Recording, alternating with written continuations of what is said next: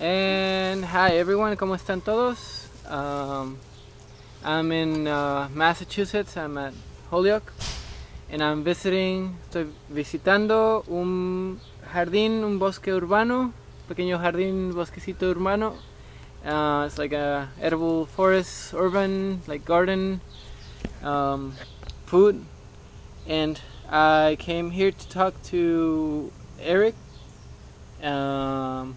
I'm gonna present Eric to you. And okay, so Eric, Hello. what's your full name, or whatever name you want to share? Just saying hi to everyone. Sure. I'm Eric Tonsmeyer, and this is our 10th of an acre garden here in Holyoke.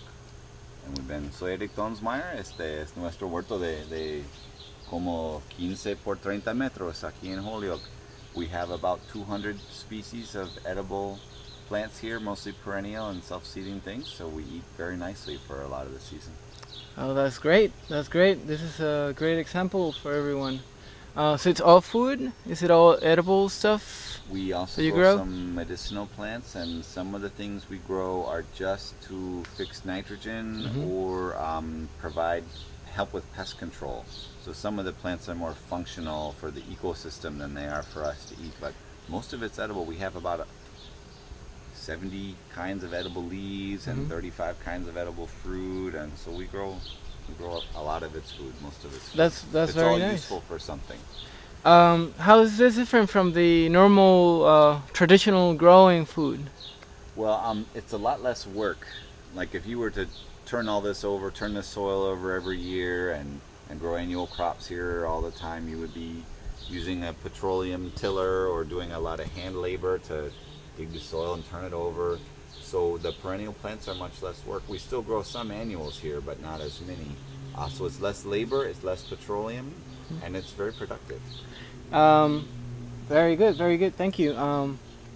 So you're making that, this as an example, so people can do this everywhere in the world.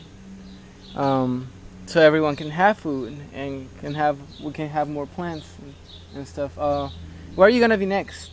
So we can know where teaching, or are you gonna be teaching or talking about this? I'll be teaching at the Northeast Organic Farming Association conference. Okay. Next weekend. Okay.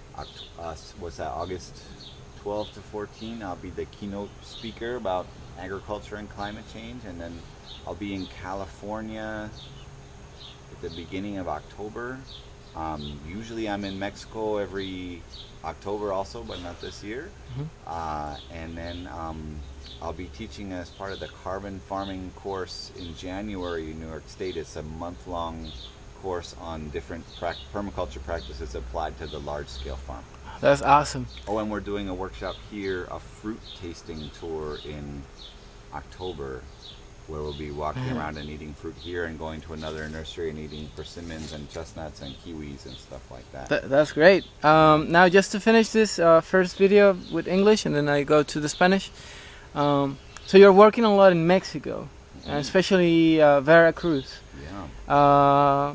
Could you say a few things about why Mexico, why Veracruz, and just what's your attraction to that place? Well, first is they invited me. Okay. That's good. So I went, and I speak enough Spanish that I was able to go and do the course there in Spanish. Well, Mexico is one of the great centers of biodiversity of the world, and it has so many different climates and so many interesting species, and people need food. Yes. So I think people in Mexico are a little more open to these kind of ideas than people in the U.S. who are still a little spoiled by being able to buy all our food at the supermarket and stuff. So I see. And it's a great climate, and there in the cloud forest is a beautiful climate and just a really beautiful ecosystem. So that's perfect. Great. Thank you, Eric. Sure. Let's go to the next thing. All right, English version now, Spanish version.